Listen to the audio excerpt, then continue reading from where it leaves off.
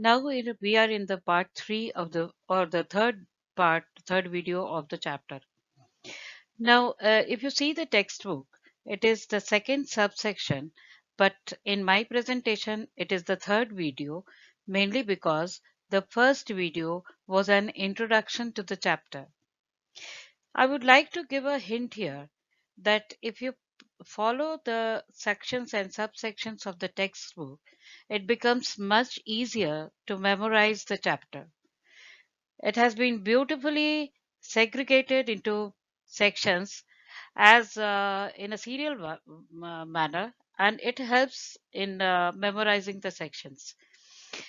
See, if you see the first part, it was on the pre-modern world. So, in that section, the history of global world was traced, how it started happening in the early period. But in this section, you will find that the period cover is the 19th century, and that too particular from 1815 to 1914. Now, do you know why this section has been from 1815 to 1914? It is mainly because 1815 was the year when the industrial revolution had started taking place and industrialization in most part of the Europe had taken place. So this brought a lot of change in the economic interchange between the countries. And it is covered up till 1914, mainly because First World War happened in 1914, and after First World War, we find lot of changes taking place in the exchanges or in the interconnection of the different world. Lot of changes started taking place. From the point of view of economy, we find that basically three types of flows had started taking place. First was the flow of labor, the flow of trade, and third and one of the most important was the flow of capital. We will learn about all this in the subsequent videos. Here we will know in a more detailed manner the three types of flows which was internationally taking place in economic exchanges. The first flow, which was flow of trade, was largely in cloth and wheat. In different parts of the world, you see that cloth was required and it reached to distant places. Even wheat also will find that it was exchanged to large distances. Second was the flow of labor, wherein migration of people took place to distant places who traveled in search of employment and in search of better opportunities to the areas where labor was required. Third was the flow of capital, and this flow happened in the term of short-term or long-term investments, which took place over long distances.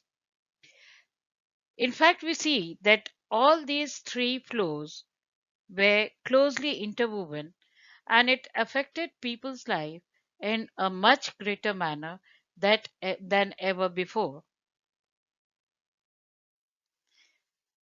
Gradually and in a phased manner, because of all these three flows, a world economy started taking place. If we see how world economy started taking shape, you will be surprised to note that first and foremost in this section, a global agricultural economy actually started taking place. Now, how this was happening or how this was possible, let us concentrate on that. Earlier or traditionally, the countries used to be self sufficient in food items. But in the late 18th century, we see that there was a sharp increase in population in Britain, and this subsequently led to increased demand of food. Now, this demand of food was temporarily met by the import of corn from different areas, which was available for the local people at a much cheaper rate. But this created problems for the local landed aristocracy. And why this happened? Mainly because they found that nobody was there to purchase their food that was produced by them. So naturally, they forced the government to import to impose restrictions on import of the corn. This particular incident is known as corn laws, and in this section of the chapter, it is very important that you learn about the corn laws. Now, since the corn laws were scrapped, food was easily available and it was imported. It was available at a much cheaper rate, and the British landed aristocracy was unable to compete with these imports. Their food items were costlier and there was no takers of their food items. Now, government actually was again forced by the industrialist,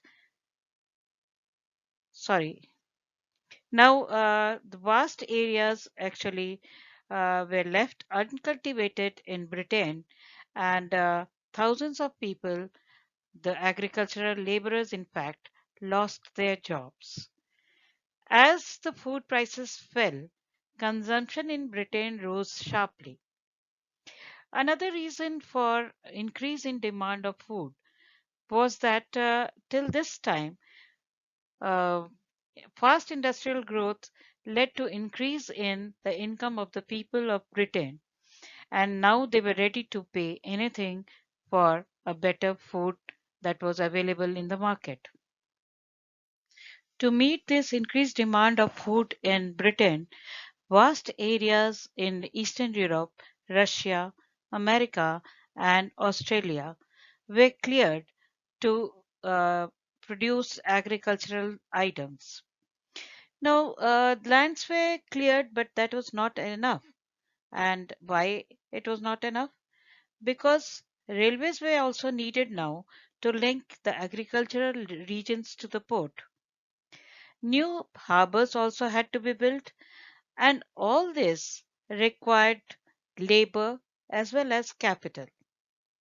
Now, labor was available, especially in America and Australia.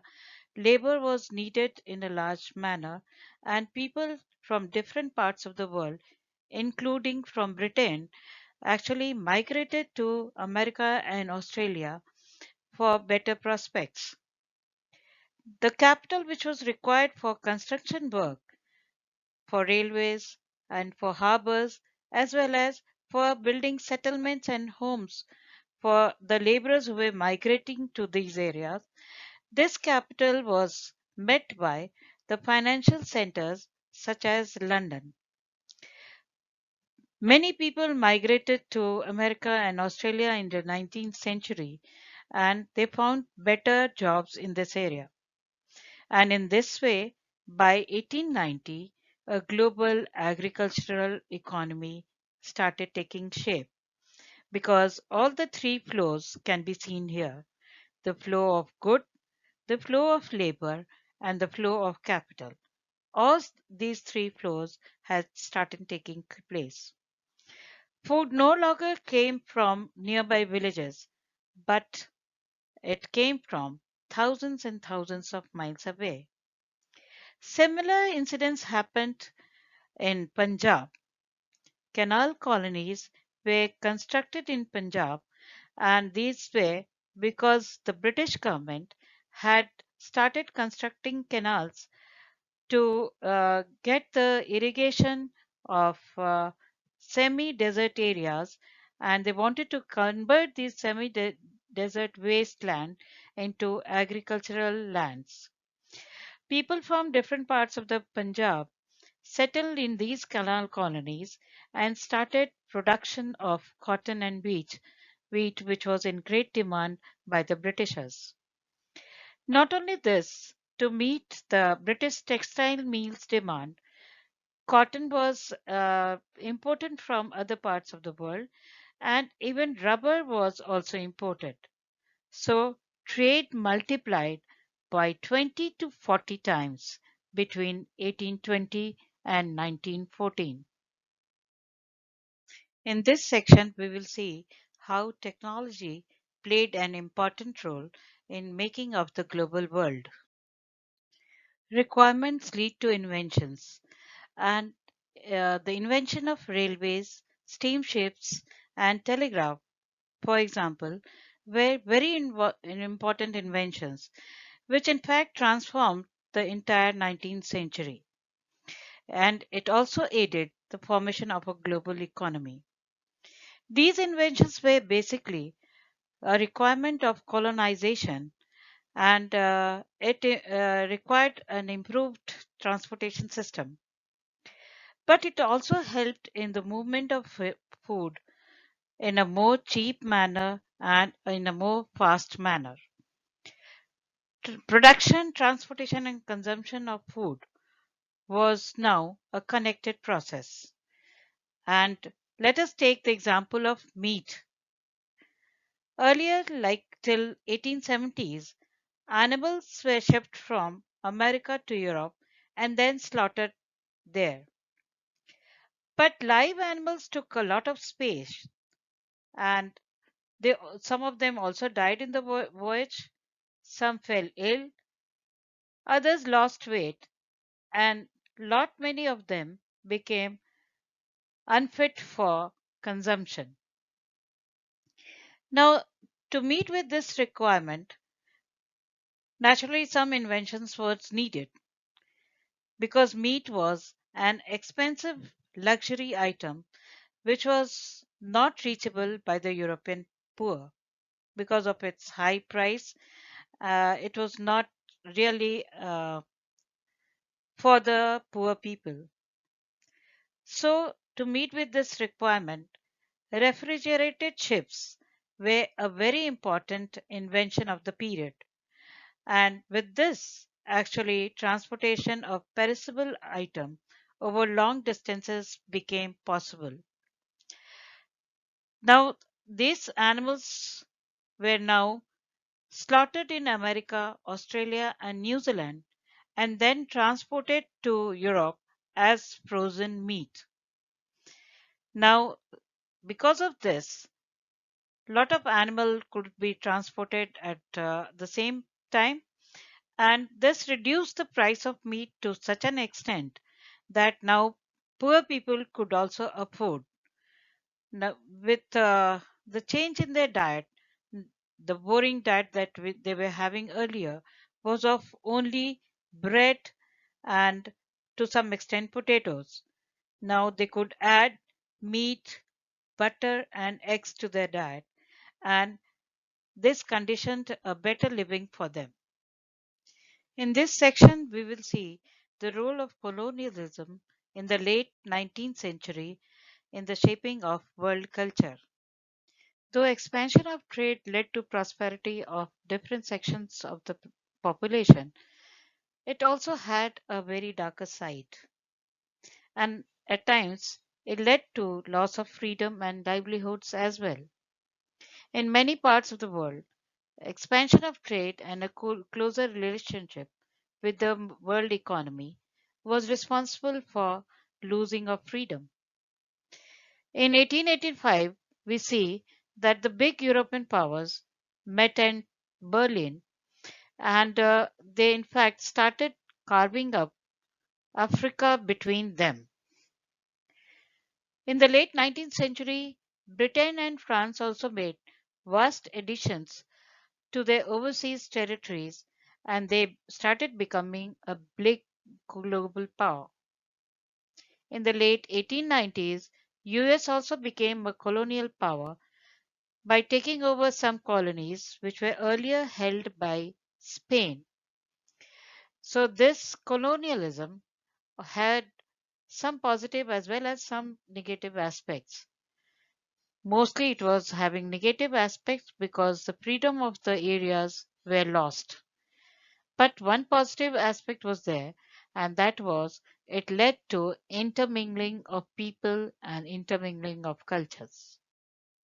Rinderpest or the cattle plague, which we are going to discuss now, is very important from the point of view of examination. At times you get 1 mark question, MCQs, or even 3 mark question from this section. Rinderpest or the cattle plague had a deep and very terrifying impact on people's livelihoods and the local economy of the area. Historically Africans had vast and abundant land and a very resourceful livestock population, which sustained African livelihoods, and people rarely worked for a wage. In the late 19th centuries, Europeans were attracted towards Africa because of its vast resources of land and minerals. They thought they will come to this area and use this land for plantations and mine the minerals and then export these things to Europe. But they had one major problem here, and that problem was shortage of labor. Now, this unexpected problem they tried to solve by imposing heavy taxes. Even they changed the inheritance laws, and they thought that this will force the Africans to join their plantations and mines as labor force. But nothing was helping them a lot. However, in late 1880s, a cattle plague, which was known as rinderpest, arrived in Africa and killed almost 90% of the cattle in Africa. This was a big blow to the local Africans because they lost their very livelihoods and now they were forced to take jobs as laborers in the European project. In this section, we will learn about indentured labor and how and why they migrated from India to different parts of the world. First, it is important to understand the meaning of indentured. Indentured in Hindi is known as Girmitia Mazdoor. Girmitia word is a distorted word of agreement. So these laborers were, in fact, a type of bonded laborers who were taken to new areas on contract basis to work for an employer. And this indentured labor actually started migrating from India, and in other parts of the world also, we find migration of indentured laborers.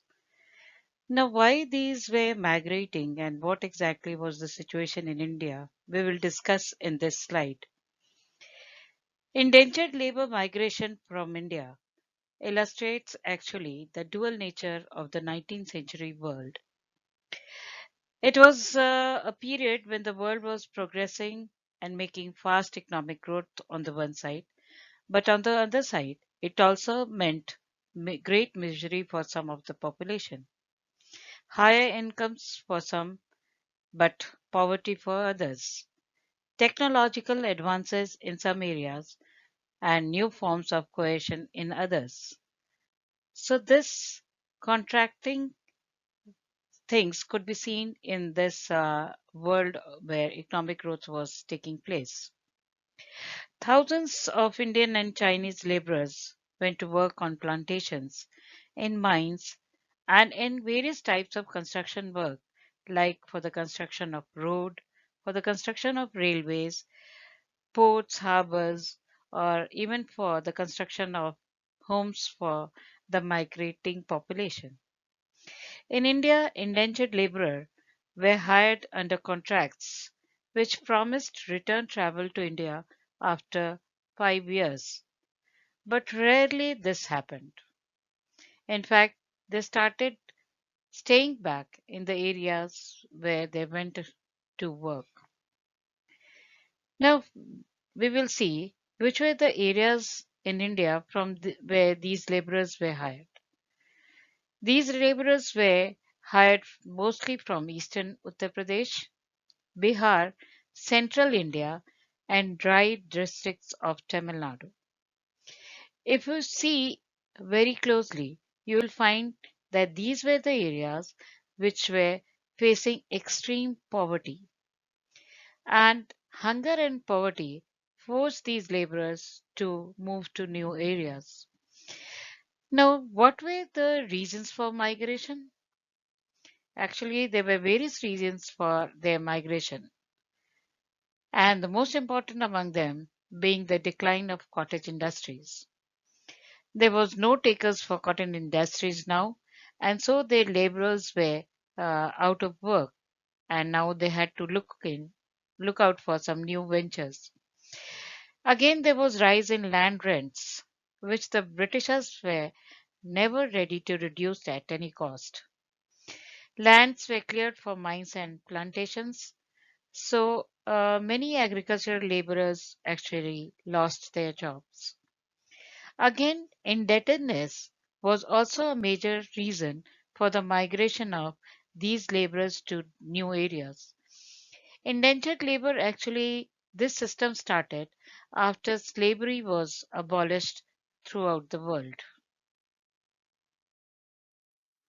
The main destination of these indentured laborers was Caribbean islands, mainly Trinidad, Guyana, and Suriname, then Mauritius and Fiji, Ceylon and Malaya. The system of indentured labor of 19th century is often described as new system of slavery. These laborers were hired by agents, and often they were not told about the voyage details or the prospects that they will be having in the new areas that they are traveling. These laborers on arrival found that the living and working conditions were very harsh. They were not even having legal rights, and in most cases, they were also not knowing when they will be able to return to these areas. This situation was very grim for them, but they developed their own way of survival in the areas that they went. And whatever they did was, in fact, uh, helped in amalgamation of cultural of different areas. They tried to survive and develop their new forms of individual and collective self expressions, and this often led to blending of cultural forms. To give you some examples, Jose in Trinidad, which was an annual Muharram procession, was transformed into riotous carnival in which workers of races and different religions joined together.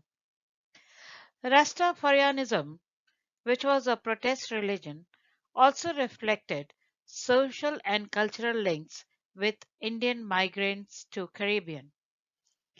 Chutney music, which was very popular in Trinidad and Guyana, was also a form of cultural fusion. So this enriched and led to cultural amalgamation. Most indentured laborers actually stayed after their contracts ended or returned to their new homes after a short spell in India because they were getting used to the new lifestyle. In this section, we will learn about the Indian entrepreneurs abroad and what was their role in the formation of a global world. Growing food and other crops for the world market required capital. Large plantations could borrow it from banks and markets. But what about the humble peasants? Now, here the role of Indian entrepreneurs became important. Now, these Indian entrepreneurs, like the Shikarpuri Shroffs and the Natukutai Chettiars, came forward and lent money to these humble peasants. Normally, they did it from their own money, but sometimes they also managed loans from other larger banks. They financed export agriculture in Central and Southeast Asia. Hyderabadi Sindhi traders followed European colonizers into Africa, and from the 1960s they established flourishing emporia at busy ports, selling local and imported curos to the tourists. This is the last subsection of the topic where we will get an overview of Indian trade, colonialism, and the global system. There was a sharp decline in Indian cotton import to England. Now, what exactly were the reasons for this decline? Historically, fine cottons were produced in India and were exported to Europe.